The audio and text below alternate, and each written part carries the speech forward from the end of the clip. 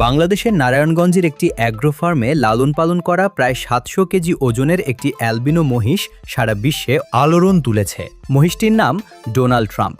মার্কিন president Donald ট্রাম্পের মতো সোনালি ও ঢেউ খেলানো চুলের সঙ্গে অদ্ভুত মিল থাকায় খামারের মালিক মহিষটির এই নাম রেখেছেন। মহিষটির চলাফেরাতেও আছে রাজকীয় ভাব। ডোনাল্ড ট্রাম্পের সাথে সাদৃশ্যের কারণে মহিষটি রাতারাতি ভাইরাল হয়ে উঠেছে। প্রতিদিন অসংখ্য কৌতূহলী মানুষ শুধু এক নজর দেখতে ভিড় করছেন খামারটিতে। শুধু দেশেই নয়, আন্তর্জাতিক গণমাধ্যমেও এই বাংলার ডোনাল্ড ট্রাম্প ব্যাপক কৌতূহল ও আলোচনার জন্ম দিয়েছে। Reuters, AFP, the Telegraph, the Straits Times, the Economic Times এবং ডনের মতো প্রভাবশালী আন্তর্জাতিক সংবাদ মাধ্যমগুলো এই মহিষটিকে নিয়ে ফিচার প্রতিবেদন প্রকাশ করেছে। আন্তর্জাতিক মিডিয়াতে এই মহিষটির খবর প্রকাশিত হওয়ার পর এটি বিশ্বজুড়ে সামাজিক যোগাযোগ মাধ্যমেও বেশ হাস্যরস ও আলোচনার খোরাক জুগিয়েছে। বিশেষ করে ভারত ও পাকিস্তানে মহিষটি সামাজিক যোগাযোগ মাধ্যমে ভাইরাল হয়েছে। পাশাপাশি যুক্তরাষ্ট্র, থাইল্যান্ড, জর্ডান ও যুক্তরাজ্যের বিভিন্ন সংবাদ মাধ্যমেও এ নিয়ে প্রতিবেদন প্রকাশ করা হয়েছে। ব্রিটিশ সংবাদ মাধ্যম দ্য ইন্ডিপেন্ডেন্ট তাদের শিরোনামে লিখেছে, বাংলাদেশের ট্রাম্প ও নেতানিয়াহু মহিষ দেখতে মানুষের ভিড়। রয়টার্স শিরোনাম করেছে, Bangladeshi rare buffalo becomes Eid sensation. AFP লিখেছে, Bangladeshi Donald Trump buffalo attracts fans. ভারতের প্রভাবশালী সংবাদ মাধ্যম দ্য টাইমস অফ ইন্ডিয়া লিখেছে, ঈদের আগে নেট দুনিয়ায় আলোড়ন তুলেছে বাংলাদেশের ডোনাল্ড ট্রাম্প নামের মহিষ। থাইল্যান্ডের ব্যাংকক পোস্ট শিরোনাম করেছে, বাংলাদেশে ডোনাল্ড ট্রাম্প নামের মহিষ ভাইরাল। জর্ডানের রয়া নিউজ লিখেছে, বাংলাদেশে ডোনাল্ড ট্রাম্প নামের মহিষ নজর কেড়েছে সবার। যুক্তরাষ্ট্রের এমএসএন তাদের শিরোনামে লিখেছে, বাংলাদেশে ডোনাল্ড ট্রাম্প ও নেতানিয়াহুর মতো দেখতে মহিষ নজর কেড়েছে সবার। দেখতে ট্রাম্পের মতো হলেও আচরণে একেবারেই শান্ত বাংলার ট্রাম্প। অল্প সময়ের মধ্যেই দেশজুড়ে আলোচনার কেন্দ্রবিন্দুতে আসা এই মহিষটির আলোচনা দেশের গণ্ডি পেরিয়ে ছড়িয়ে পড়েছে আন্তর্জাতিক পরিসরেও। তবে কষ্টের বিষয় হচ্ছে, এই ঈদেই হয়তো কুরবানি করা হবে মহিষটিকে।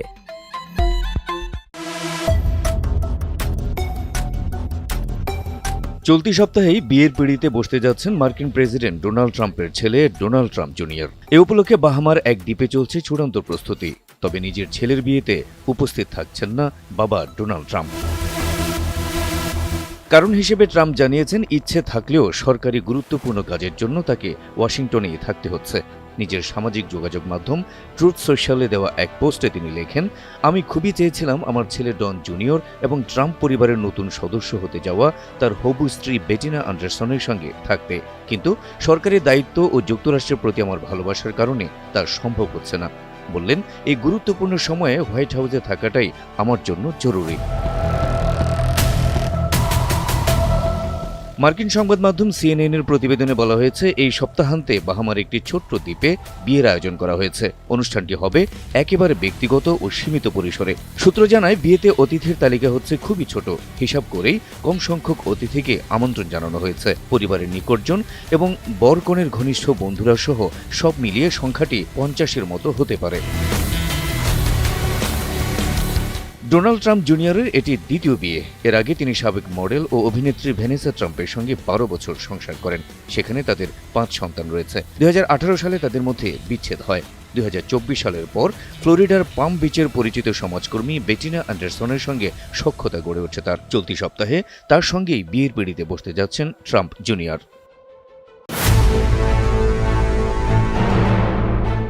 যুক্তরাষ্ট্রের প্রেসিডেন্ট ডোনাল্ড ট্রাম্প ইরানের বিরুদ্ধে সামরিক অভিযান শুরুর 3 মাস পর এখন বড় এক প্রশ্নের মুখে পড়েছেন। প্রশ্ন এখন, তিনি কি এই যুদ্ধে কৌশলগতভাবে পিছিয়ে পড়েছেন? বিশ্লেষকদের মতে, সামরিকভাবে কিছুটা সাফল্য দাবি করা হলেও ইরানের উপর পুরো নিয়ন্ত্রণ প্রতিষ্ঠা বা যুদ্ধের লক্ষ্য পূরণে এখনও উল্লেখযোগ্য অগ্রগতি হয়নি।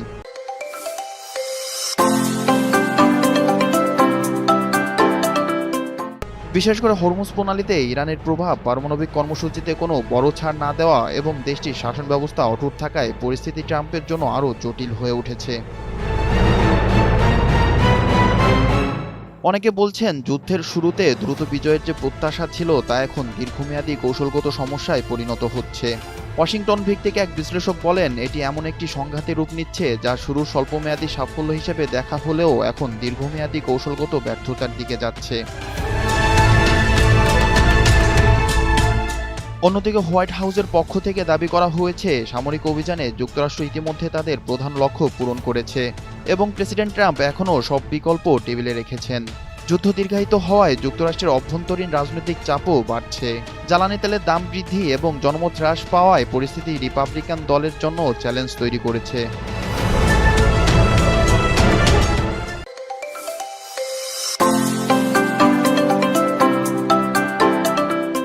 বিশ্লেষকদের মতে এখন ট্রাম্পের সামনে দুটি পথের, একটি হলো সীমিত চুক্তির মাধ্যমে সংঘাত থেকে বের হয়ে আসা, আরেকটি হলো সামরিক উত্তেজনা বাড়িয়ে ঝুঁকি আরও বৃদ্ধি করা। তবে ইরান এখনও কঠোর অবস্থান বজায় রেখেছে এবং তাদের পারমাণবিক কর্মসূচি নিয়ে বড় কোনো ছাড় দেওয়ার ইঙ্গিত নেই। সব মিলিয়ে 3 মাসের সংঘাত শেষে এই যুদ্ধের ভবিষ্যৎ এখনও অনিশ্চিত এবং কোনো পক্ষই স্পষ্ট বিজয়ের অবস্থানে নেই বলে মনে করছেন আন্তর্জাতিক পর্যবেক্ষকরা। বিপ্লব শেখ, এনটিভি অনলাইন। 航拍镜头其实也能够看到，通往这个井口的这个路啊，其实是比较狭窄的，所以呢，很多救护车只能够分批的上来，也就是说，可能会有一些被困的人员要升井的时候，救护车呢才能够上来进行集结，否则的话可能会造成一定的这个交通的拥堵。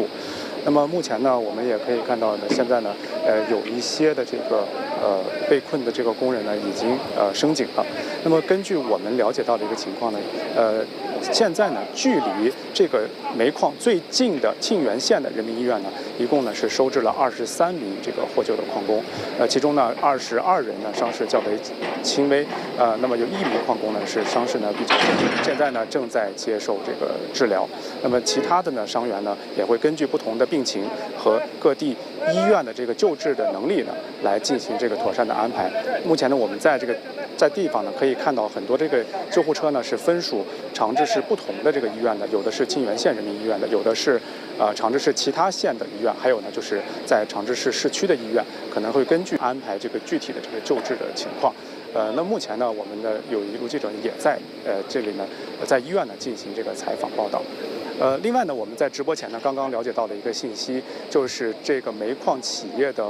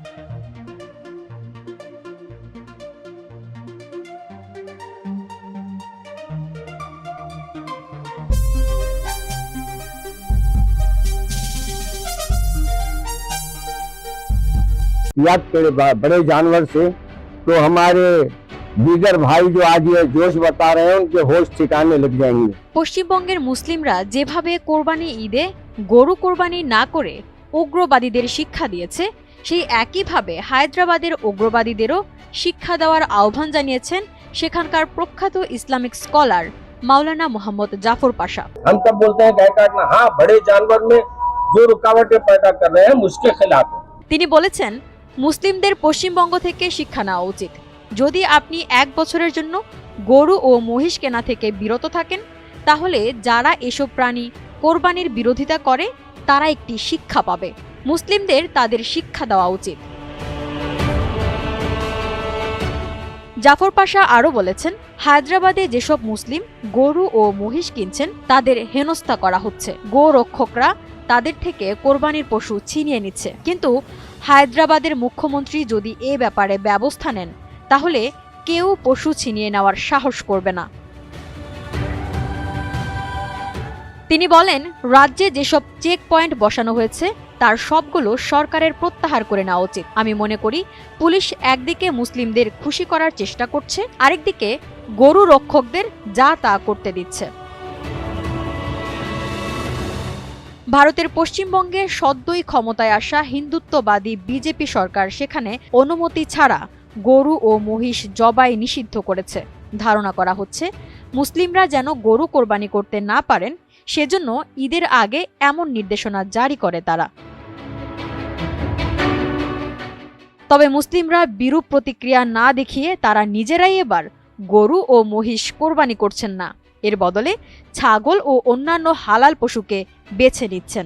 আমার 5 লাখ টাকা লোন নেওয়া, সব মহিলারা এসছে আমার বাড়িতে। গরু মদিকে কিনতে হবে। লাখো লাখো মানুষ নিয়ে রাস্তায় নেমে এটাকে প্রতিরোধ করবে। এতে করে বিপদে পড়েছেন সাধারণ ব্যবসায়ীরা, যাদের বেশিরভাগই হিন্দু ধর্মাবলম্বী। তারা গরু লালন পালন করে ঈদের সময় মুসলিমদের কাছে সেগুলো বিক্রি করতেন, কিন্তু এবার গরু বিক্রি না করে চরম অনিশ্চয়তার মধ্যে পড়েছেন এসব সাধারণ মানুষ।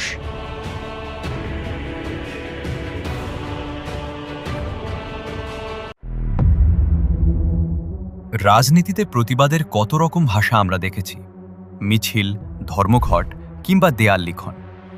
কিন্তু উপমহাদেশের রাজনীতিতে এবার এমন এক অভিনব প্রতিবাদ দানা মেলেছে যা এর আগে কেউ কখনো দেখেনি।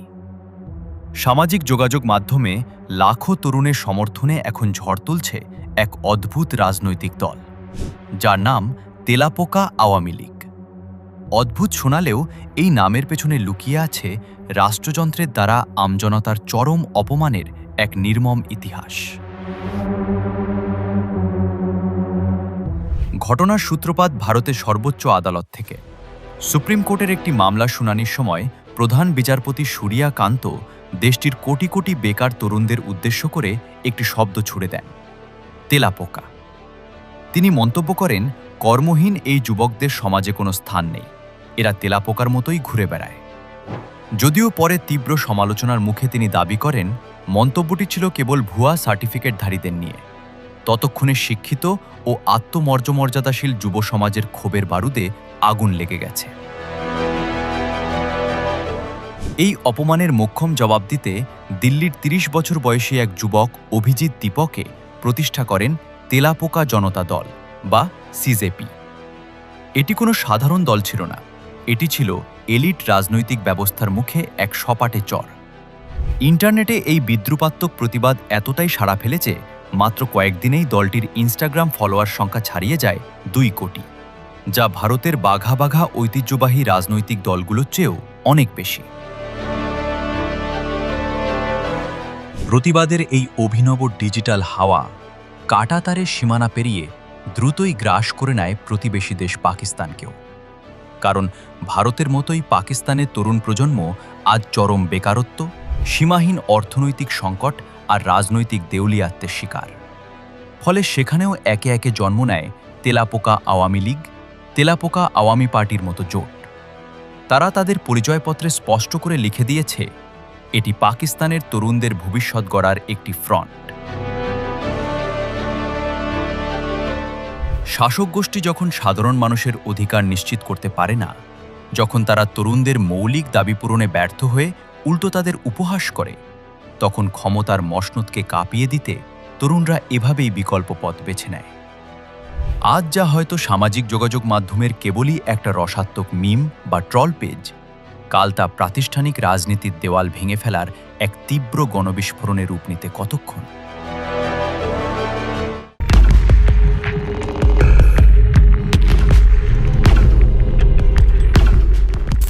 মে মাসের কলকাতা, রোদ ছিল, গরম ছিল, চায়ের দোকানে রাজনীতি ছিল। একজন বলছিলেন দেশ শেষ, আরেকজন বলছিলেন না না, দেশ শেষ না, সরকারি দল শেষ। পাশে কেউ টেলিভিশনের শব্দ বাড়াচ্ছিলেন, কেউ আবার মোবাইলে স্ক্রল করতে করতে হঠাৎ থমকে গেলেন। তারপর সেই চিরন্তন বাঙালি বাক্যটি উচ্চারিত হলো, এটা দেখেছেন? ব্যাস, ইতিহাসের চাকা ঘুরতে শুরু করলো। মোবাইলের পর্দায় একটি ভিডিওর পেছনে দাবি শুভেন্দু অধিকারী নাকি গরুর মাংস খাচ্ছেন। 1 বাটি নয়, 2 বাটি নয়, 3 বাটি। এমন এক সংখ্যা যেটি শুনলে মনে হয় মাংস নয়, যেন রাজনৈতিক মহাভারতের 3 অধ্যায় একসঙ্গে পরিবেশন করা হচ্ছে।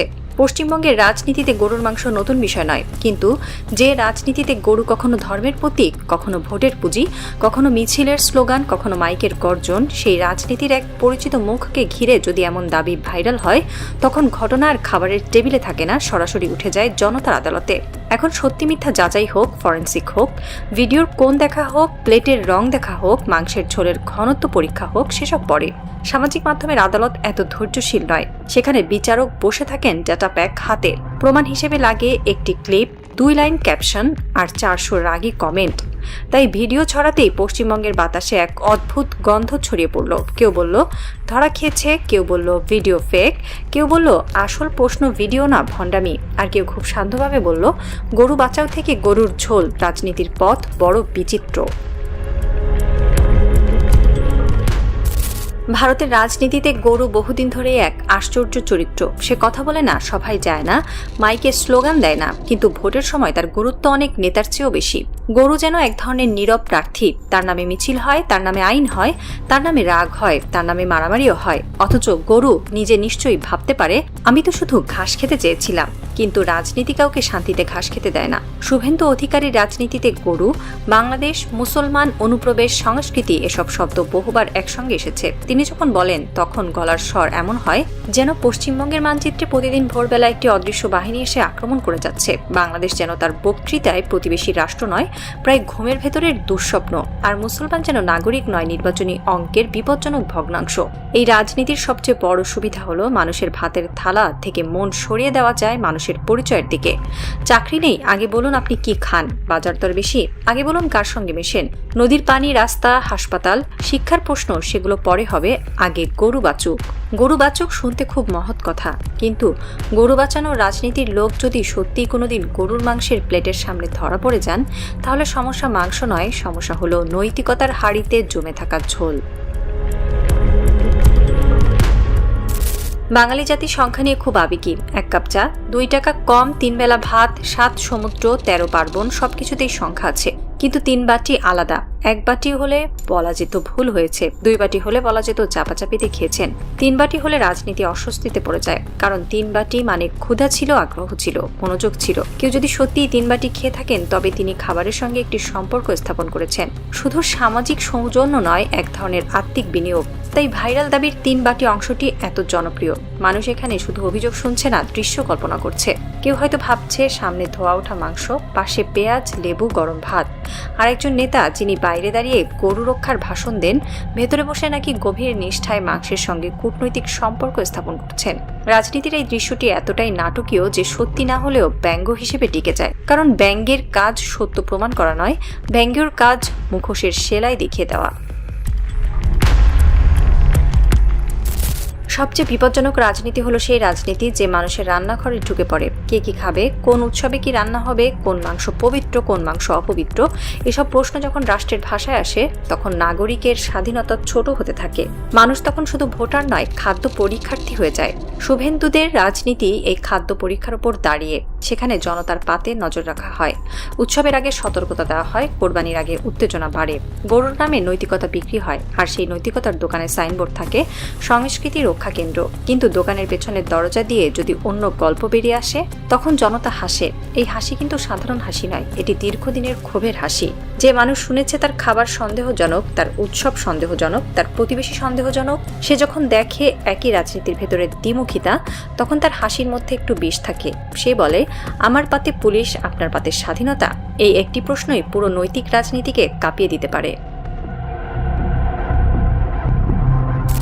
একটি ভিডিও ভাইরাল হলে সেটি সত্যি হয়ে যায় না। আজকের দুনিয়ায় ভিডিও বানানো যায়, কাটা যায়, জোড়া লাগানো যায়, এআই দিয়ে মুখ বসানো যায়, শব্দ পাল্টানো যায়। তাই শুভেন্দুকে ঘিরে এই দাবির সত্যতা যাচাই জরুরি। কিন্তু তারও আগে আরেকটি প্রশ্ন আছে, মানুষ এত দ্রুত বিশ্বাস করতে চাইল কেন?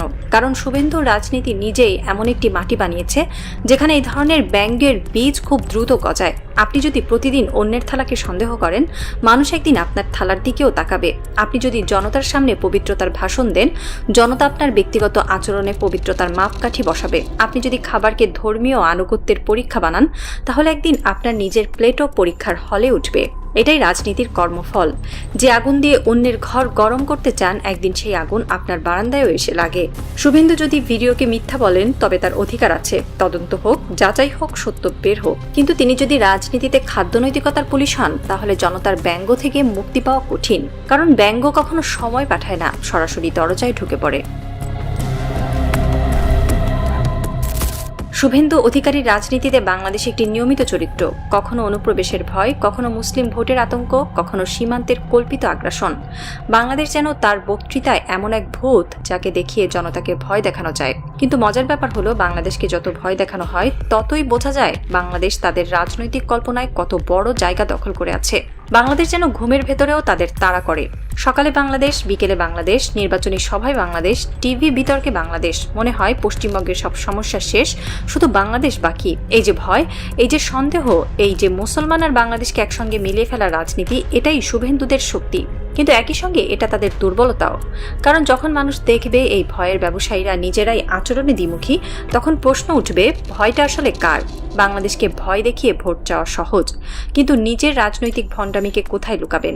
গরুর মাংসের ভাইরাল দাবিটি তাই কেবল খাদ্য বিতর্ক নয়, এটি সেই বৃহত্তর রাজনীতির ওপর আঘাত, যেখানে মুসলমানকে ভয় দেখিয়ে, বাংলাদেশকে সন্দেহ দেখিয়ে, গরুকে প্রতীক বানিয়ে জনতার আবেগে আগুন ধরানো হয়।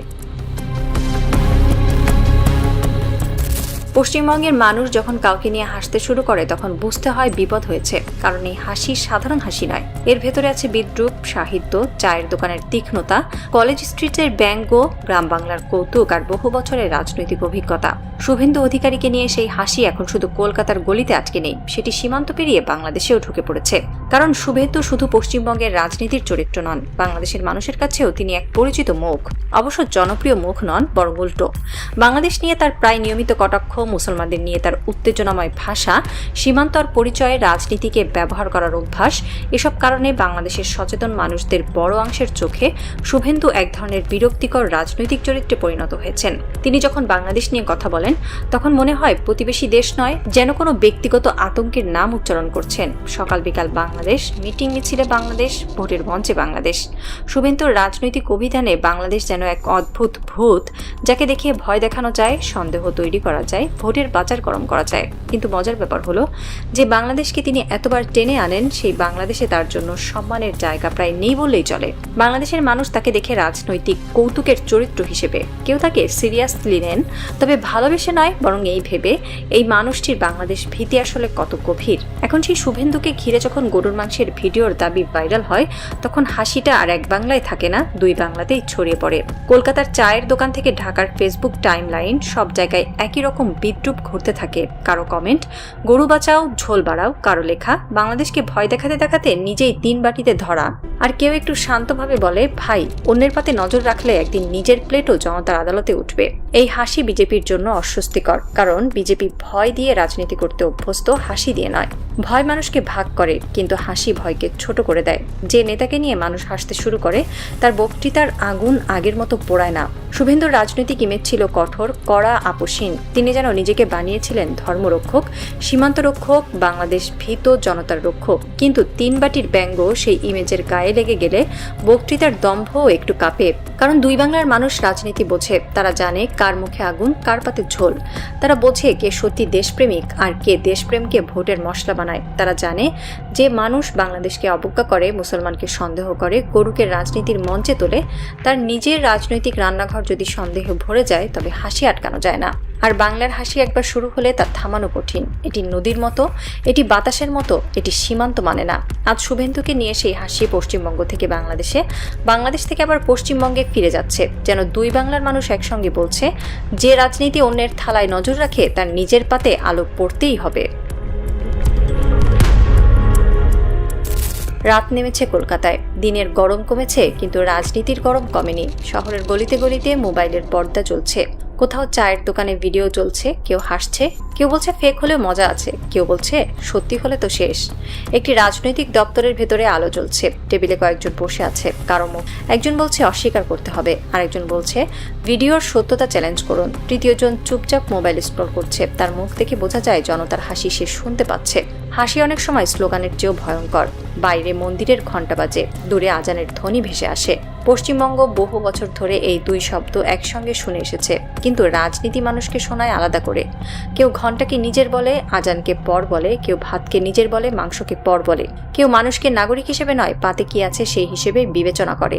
আর ঠিক তখনই কোথাও একটি ভিডিও আবার প্লে হয়, স্ক্রিনের দৃশ্য, ক্যাপশনে দাবি, কমেন্টে আগুন, আর মাঝখানে দাঁড়িয়ে এক রাজনীতি, যে রাজনীতি অন্যের রান্নাঘরের দরজায় কড়া নাড়তে ভালোবাসে। কিন্তু আজ সেই রাজনীতির নিজের রান্নাঘরের জানালায় আলো জ্বলছে, কেউ ভেতরে তাকাচ্ছে, কেউ হাসছে, কেউ ফিসফিস করে বলছে, গরু বাঁচানোর আগে মুখোশটা বাঁচান।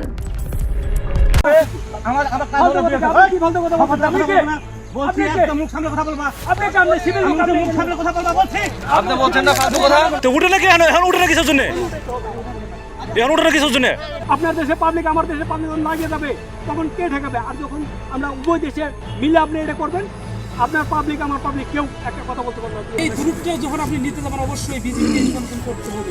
আমাদের ডকুমেন্ট লাগবে, সাজা প্রদায় বলতেছে লাগবে, এটা লাগবে। আপনি যান। ভারতের পশ্চিমবঙ্গে ক্ষমতার পালাবদল হতেই যেন আবার অশান্ত হয়ে উঠেছে বাংলাদেশ ভারত সীমান্ত। মুখ্যমন্ত্রী হিসাবে দায়িত্ব নিয়েই শুভেন্দু অধিকারী সরকারের কড়া সিদ্ধান্ত, বাংলাদেশ সীমান্ত জুড়ে নতুন করে কাঁটাতারের বেড়া নির্মাণ। ফোটানোর ঝামেলা ছাড়াই নিরাপদ পানির জন্য ঘরে আনুন পিওরিট। কল করুন 16627। আর সেই ঘোষণার পর থেকেই সীমান্ত জুড়ে বাড়ছে উত্তেজনা, উদ্বেগ আর অনিশ্চয়তা। ভাই মুখ খারাপ করবেন আপনি?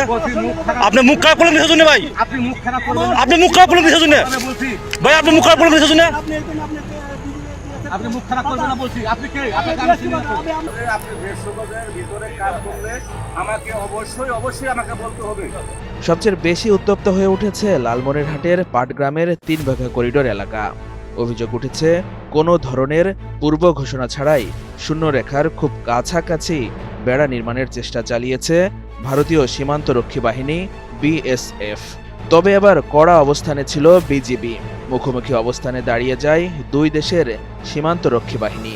এক পর্যায়ে পুরো সীমান্ত জুড়ে ছড়িয়ে পড়ে চরম উত্তেজনা, আর পিছু হটতে বাধ্য হয় ভারতীয় বাহিনী। শুক্রবার 23 মে বিকেলে দহগ্রাম ইউনিয়নের 3 বিঘা করিডোর সীমান্ত এলাকায় হঠাৎ করে সক্রিয় হয়ে ওঠে বিএসএফ। স্থানীয় সূত্র বলছে, ভারতের 174 বিএসএফ ক্যাম্পের প্রায় 70 থেকে 80 জন সদস্য এবং 30 থেকে 35 জন শ্রমিক সীমান্তের খুব কাছাকাছি বাঁশের খুঁটি স্থাপন শুরু করে। এলাকাটি ছিল শূন্যরেখা থেকে মাত্র 10 থেকে 20 গজ দূরে। বিষয়টি নজরে আসতেই ঘটনাস্থলে পৌঁছে যায় বিজিবি টহল বাহিনী। আন্তর্জাতিক সীমান্ত আইন অনুযায়ী সীমান্তের কাছে যে কোনো স্থাপনা নির্মাণের আগে দুই দেশের পারস্পরিক সমন্বয় বাধ্যতামূলক। কিন্তু অভিযোগ রয়েছে, কোনো আনুষ্ঠানিক যোগাযোগ ছাড়াই খুঁটি স্থাপনের কাজ শুরু করে বিএসএফ। এতে তীব্র প্রতিবাদ জানায় বিজিবি। পরিস্থিতি এতটাই উত্তপ্ত হয়ে ওঠে যে দুই বাহিনীর সদস্যরা অস্ত্রসহ মুখোমুখি অবস্থান নেয়। স্থানীয় বাসিন্দাদের মাঝেও ছড়িয়ে পড়ে আতঙ্ক। সীমান্ত জুড়ে বাড়ানো হয় বিজিবি টহল। দহগ্রাম, পানবাড়ি ও আঙ্গারপোতা এলাকায় জারি করা হয় সর্বোচ্চ সতর্কতা। পরে দুই দেশের ব্যাটালিয়ন কমান্ডার পর্যায়ে ফোনালাপ শুরু হয়। দীর্ঘ আলোচনা শেষে সন্ধ্যা 7:15 দিকে পরিস্থিতি কিছুটা নিয়ন্ত্রণে আসে। বিজিবির কড়া অবস্থানের মুখে শেষ পর্যন্ত কাজ বন্ধ করে পিছু হটতে বাধ্য হয় বিএসএফ।